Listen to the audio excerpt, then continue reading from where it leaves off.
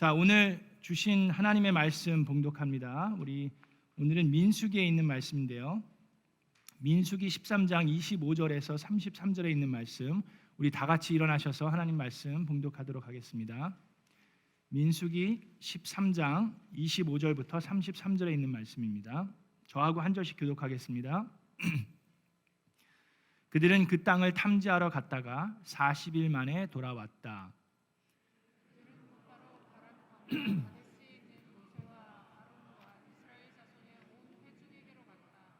그들은 모세와 아론과 온 회중에게 보고하면서 그 땅에 가서 온 과일을 보여주었다. 그들은 모세에게 다음과 같이 설명하였다. 우리에게 가라고 하신 그 땅에 우리가 갔었습니다. 그곳은 정말 젖과 꿀이 흐르는 그런 곳이었습니다. 이것이 바로 그 땅에서 난 과일입니다. 그렇지만 그 땅에 살고 있는 백성은 강하고 성읍들은 견고한 요새처럼 되어 있고 매우 큽니다. 또한 거기에서 우리는 아낙 자손도 보았습니다. 아말렉 사람은 네겝 지방에 살고 있고 헷 사람과 여부스 사람과 아모리 사람은 산악지대에 살고 있습니다. 가나안 사람은 바닷가와 요단 강가에 살고 있습니다.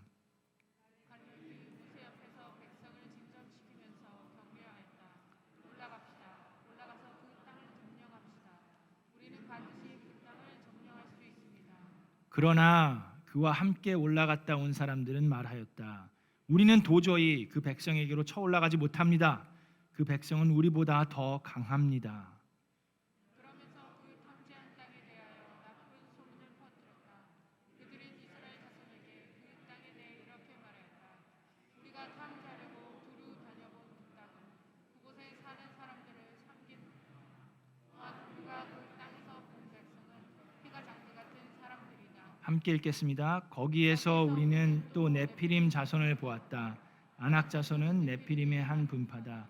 우리는 스스로가 보기에도 메뚜기 같았지만 그들의 눈에도 그렇게 보였을 것이다. 이것이 하나님의 말씀입니다. 자, 우리 앉으시기 전에 주변에 있는 분과 인사하겠습니다. 잘 오셨습니다. 반갑습니다. 환영합니다. 하늘 복 많이 받으세요. 하나님의 미라클이 됩시다.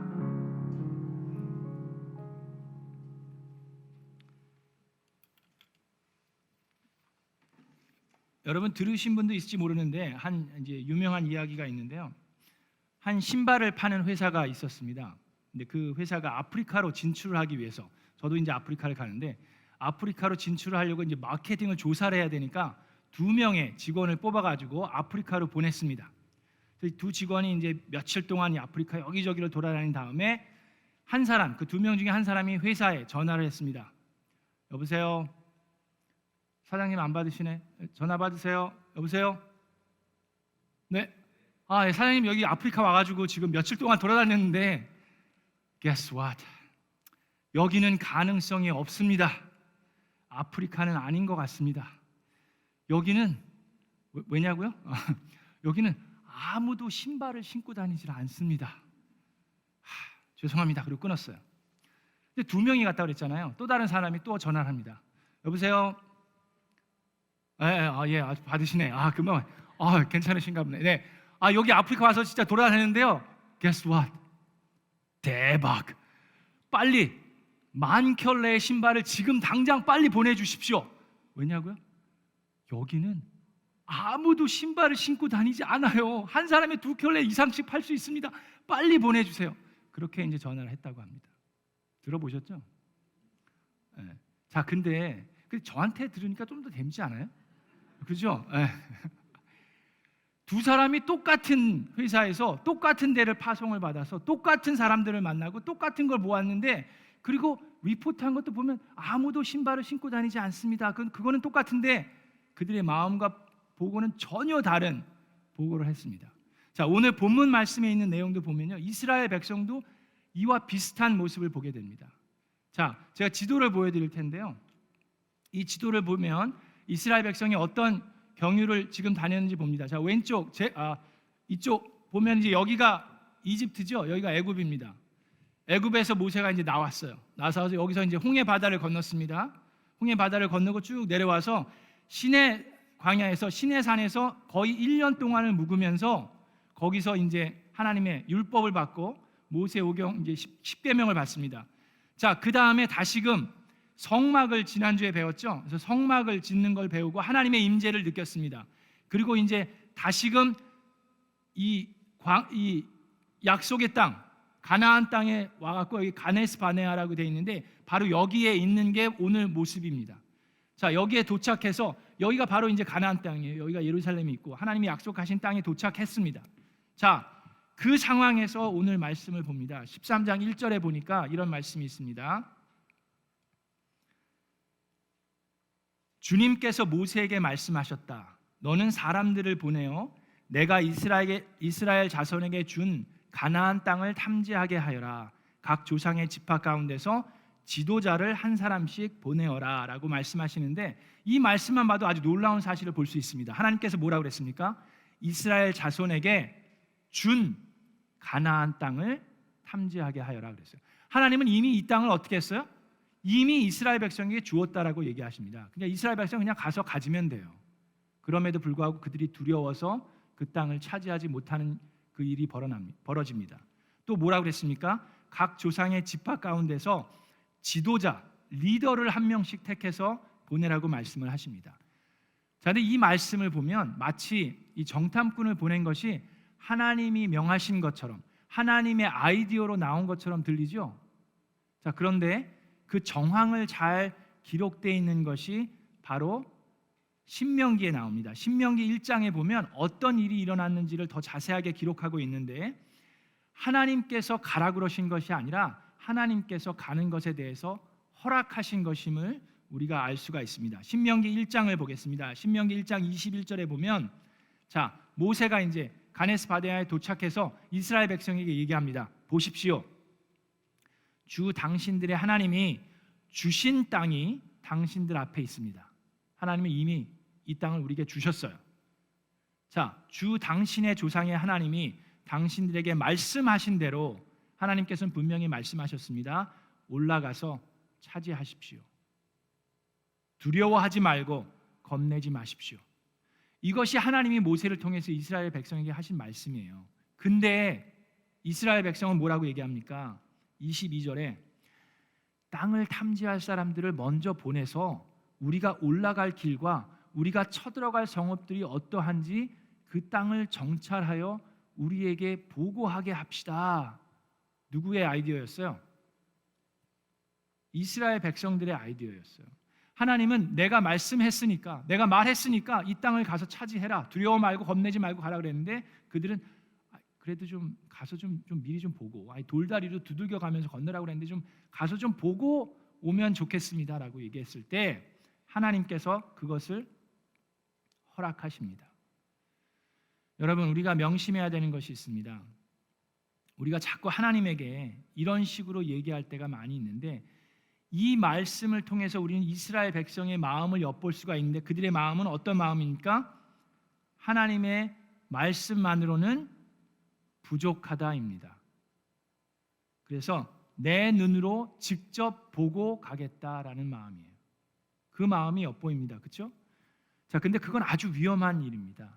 하나님께서 약속하셨고 말씀하셨고 인도하셨는데, 담대하게 나아가라고 했는데도 불구하고 내 눈으로 좀 직접 보고 결정하겠습니다 하는 것은 나중에 어떤 결과를 초래합니까? 그런 계속되는 불신이 쌓이면 결국에는 불순종으로 인도되게 됩니다. 자, 그럼에도 불구하고 하나님은 그 정탐꾼을 보내는 것을 허락하십니다. 많은 경우 우리가 잘못된 선택을 할 때, 우리가 하나님께 죄를 지을 때도 하나님께서는 지켜보시면서 그것을 허락하실 때가 있습니다. 그냥 딱 나타나셔서 못하게 하시면 좋겠는데 그렇지 않으세요. 우리에게 자유의지를 주시고 우리가 선택한 것을 하도록 하시는데, 반드시 하나님께서는 우리가 한 행동에 대해서 책임을 질도록 하나님께서 인도하십니다. 고린도전서 3장 13절에 이렇게 말씀하십니다. 그에 따라 각 사람의 업적이 드러날 것입니다. 그날이 그것을 환히 보여줄 것입니다. 그것은 불에 드러날 것이기 때문입니다. 불이 각 사람의 업적이 어떤 것인가를 검증하여 줄 것입니다. 어떤 사람이 만든 작품이 그대로 남으면 그는 상을 받을 것이요, 어떤 사람의 작품이 타버리면 그는 손해를 볼 것입니다. 그러나 그 사람은 구원을 받을 것이지만 불속을 헤치고 나오는 듯 할 것입니다. 여기서 하시는 말씀은 뭡니까? 여러분, 우리가 모두 다 예수 그리스도를 믿는 사람들도 예수 그리스도가 오셔서 재림의 날에 우리가 심판을 당할 것인데, 받을 것인데, 그때 우리 믿는 사람들이 받는 심판은 어떤 심판입니까? 우리가 살면서 했던 모든 것들이 다 환히 밝히 드러날 것이라고 말씀하십니다. 그리고 불에 타게 되는데 남으면 그것은 하늘의 상급으로 쌓일 것이요, 하나님의 영광을 위해서 한 것이 아니라 내 자신만을 위해서 한 것은 다 없어버린다고 그랬습니다. 모든 것이 다 드러난다고 그랬고, 여기서 뭐라고 그랬습니까?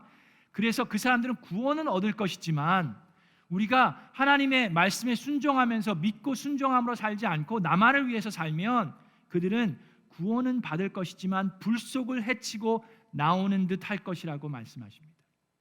우리의 모든 것들은 다 환히 밝히 드러난다고 말씀하십니다. 자, 이스라엘 백성이 눈으로 보고 오겠습니다 했을 때 하나님께서 허락하셨어요. 그래서 그들이 드디어 이 약속의 땅으로 들어갑니다. 40일 동안을 둘러보고 나서 돌아오는데 그냥 오는 게 아니에요. 거기에 있는 열매를 가지고 옵니다. 민수기 13장 27절에 그들이 이렇게 얘기합니다. 그들은 모세에게 다음과 같이 설명합니다. 우리에게 가라고 하신 그 땅에 우리가 갔었습니다. 그곳은 정말 젖과 꿀이 흐르는 곳입니다. 이것이 바로 그 땅에서 난 과일입니다 하고 가지고 옵니다. 그들은 하나님의 말씀을 들었어요. 그죠? 그리고 가서 직접 눈으로 보았습니다. 하나님께서 하신 말씀이 정말이구나, 사실이구나 확인을 했습니다. 여러분, 포도송이 하나가 달린 그 가지를 잘라서 가지고 오는데 얼마나 풍성하고 컸으면 남자 혼자서 들지 못하고 두 사람이 어깨에 메고 올 정도로 풍요로운 땅이었습니다. 젖과 꿀이 흐르는 땅이라고 했어요. 여러분, 흐른다는 건 무슨 얘기입니까? 그냥 간신히 거기 찰까 말까가 아니라 오버플로우 하는 거예요. 넘치도록 흐르는 땅이라고 얘기합니다. 젖과 꿀이 흐른다는 건 뭡니까? 사막에서 어렵게 사는 것이 아니라 정말 완전한 그린 그래스가 있고 거기서 살찐 송아지들과 양들이 거할 수 있는 그런 곳이라는 얘기입니다. 꿀은 그렇게 쉽게 구할 수 있는 것이 아니었습니다. 그래서 젖과 꿀이 흐르는 그 땅이라고 얘기하신 것은 그 안은 정말 이스라엘 백성들이 지난 2년 동안 광야에서 사막에서 어렵게 지낸 것이 아니라 정말 풍요롭고 풍성한 그 약속의 땅임을 그들이 눈으로 보았다는 얘기입니다. 하나님의 말씀이 정말 사실임을 보았는데도 불구하고 그들은 두려움에 사로잡혀서 그 약속의 땅을 차지하지 못하게 되는 결과를 얻게 됩니다. 여러분, 말씀을 듣고도 믿지 못하는 사람은 눈으로 보아도 여전히 믿지 못합니다. 그것이 안타까운 사실입니다. 사람들은 눈으로 보여달라고 그러는데 말씀을 듣고 믿지 못하면 눈으로 보아도 믿지 못합니다. 여러분, 우리는 특별 새벽 기도를 통해서 우리가 열심히 기도하고 VIP 분들을 초대했습니다. 그리고 특별 새벽 기도 바로 부흥의 바로 전에 하나님께서 주신 말씀이 뭐예요? 마음밭에 대해서 배웠습니다. 길가에 떨어지는 말씀이, 똑같은 말씀이 뿌려졌는데 어떤 사람들의 마음밭은 길가 같았고, 어떤 사람들은 돌밭 같았고, 어떤 사람들은 가시밭 같았고, 어떤 사람들은 좋은 밭이었습니다. 우리는 그들을 위해 기도했고 초대했습니다. 제가 낙심하지 말라고 말씀드렸는데 우리가 결과적으로 봐도 그런 분들이 안타깝게도 있어요. 마음을 듣기는 했지만 들리지 않았던 분들이 있습니다. 마음을 받아들였지만 열매를 맺지 못하는 분들이 있습니다. 그런데 여러분, 우리가 특별 새벽기도를 통해서 또 말씀을 들은 것이 무엇입니까? 백부장의 믿음을 배웠습니다. 그는 뭐라고 얘기했습니까? 말씀만 하시면, 뭐라고요? 말씀만 하시면 내 종이 낫겠나이다. 그 믿음을 보고 예수 그리스도가 놀라셨습니다. 말씀만 하시면 내 하인이, 내 종이, 내 가족이 낫겠나이다 하는 그 믿음을 가지시는 저와 여러분 되기를 우리 좋으신 주님의 이름으로 축원합니다. 여러분, 믿음이 없으면 들어도 들리지가 않습니다. 믿음이 없으면 하나님이 땅을 주어도 차지할 수가 없습니다. 믿음이 없으면 증거를 보아도 두려워하게 되어 있습니다. 그리고 두려움에 사로잡히면 나는 메뚜기로 보이고 우리의 원수는 거인으로 보이게 되어 있습니다. 그들이 가지고 온 그 과일은 좋은 정도가 아니라 아주 놀랍고 풍요로운 그런 과일이었습니다. 그들은 가나안 땅을 보았음에도 불구하고 두려움에 사로잡힙니다. 민수기 13장 28절에 12명의 스파이를 보냈는데 10명의 리포트가 있고 2명의 리포트가 다르죠. 그 10명의 리포트가 바로 13장 28절에 나와 있습니다.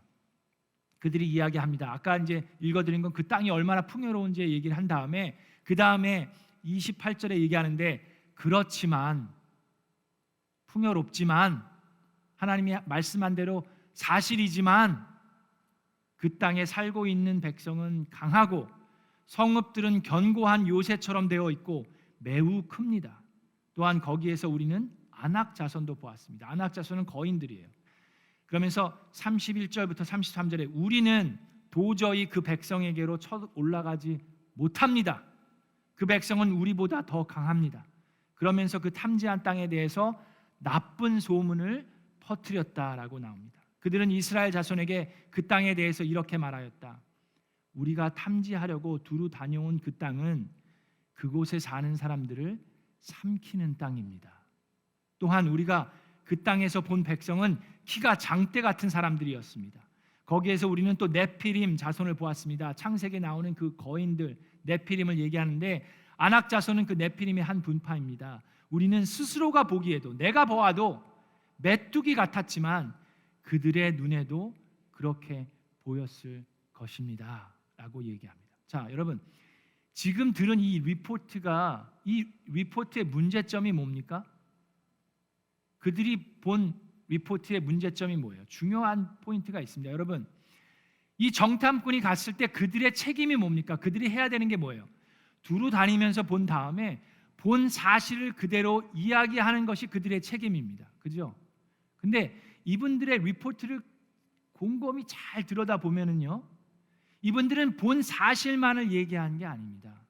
본 사실을 얘기했을 뿐만 아니라 자기의 생각과 느낌을 그 안에 집어넣어서 결론을 내어버립니다. 결론을 지어서 얘기해요. 우리는 도저히 거기에 쳐 올라가지 못합니다. 그건 누가 하는 소리예요? 그들의 생각이에요. 그 백성은 우리보다 강합니다. 그 탐지한 땅에 대해서 나쁜 소문을 퍼뜨리는데 그 땅은 그곳에 사는 사람들을 삼키는 땅입니다. 그들이 해야 되는 책임이 무엇이었습니까? 그들은 거기 가서 본 사실을 그대로 얘기하고 이스라엘 백성들과 지도자들과 한 마음이 되어서 함께 기도하고 하나님의 뜻을 분별해서 그 말씀에 순종하는 거예요. 근데 그들은 이미 벌써 자기의 논리와 생각과 마음으로 결론을 내리고 그 나쁜 소문을 백성들에게 흐트러뜨리기 시작했습니다. 여러분 우리 리더들이 그래서 조심해야 합니다. 저를 비롯해서 우리 교회에 있는 리더들뿐만 아니라 여러분들이 사회생활하면서도 리더들이 중요한 역할을 합니다. 이분들은 12지파의 리더격이었어요. 지도자들이었어요. 나의 생각과 논리를 자꾸 가지고 내가 스스로 결론을 내려버리기 시작합니다. 또 한 가지 중요한 것은 이들이 내린 결론 그 어디에도 하나님이 있지 않았습니다. 그들의 생각밖에 없었어요. 그들의 논리밖에 없었어요. 그들의 감정밖에 없었습니다.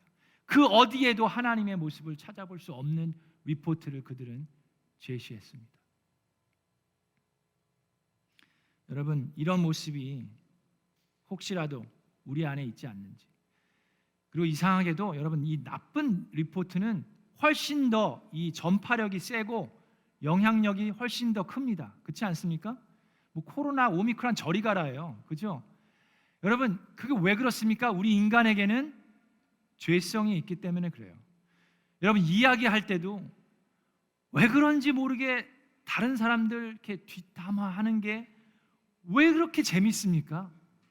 칭찬하는 거 별로 재미가 없어요. 듣고 싶지도 않아. 근데 저 사람은 저랬더라. 너무 그래? 정말?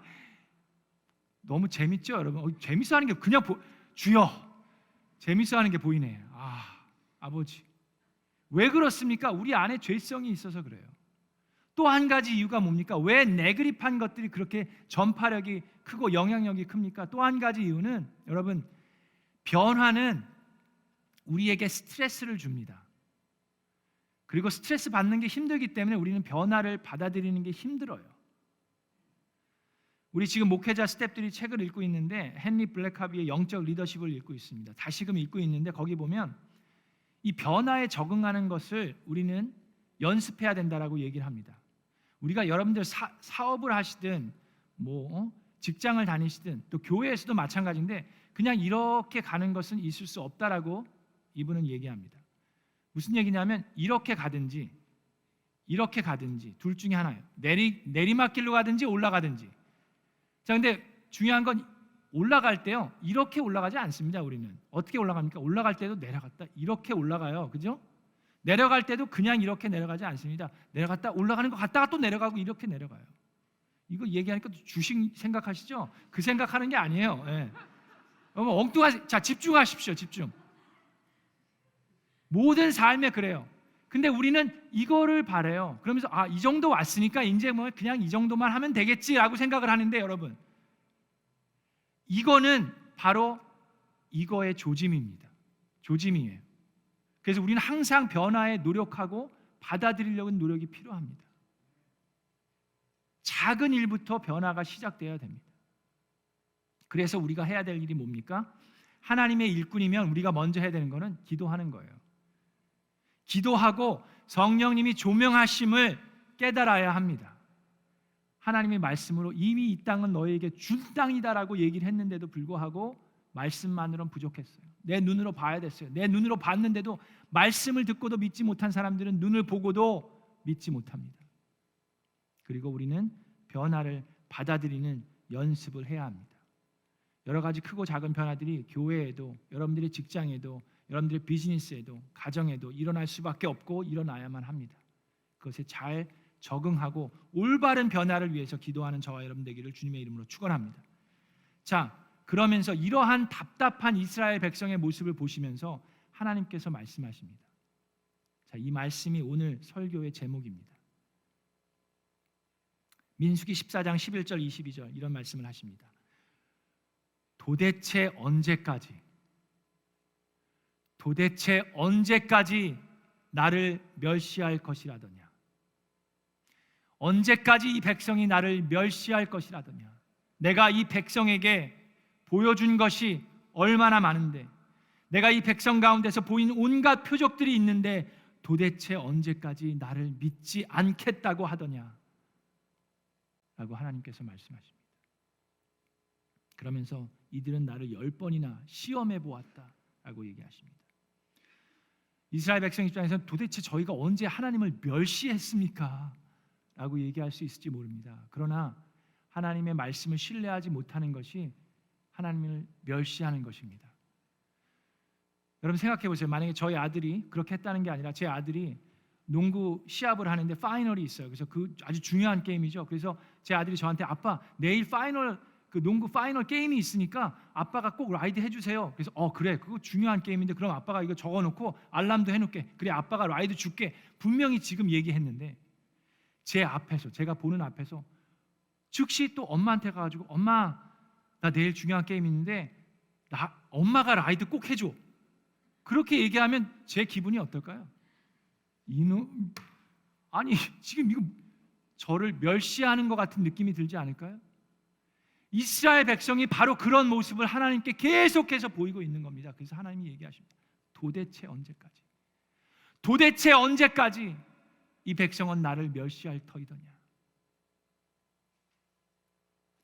여러분, 하나님께서는 우리에게 분명히 말씀하셨습니다.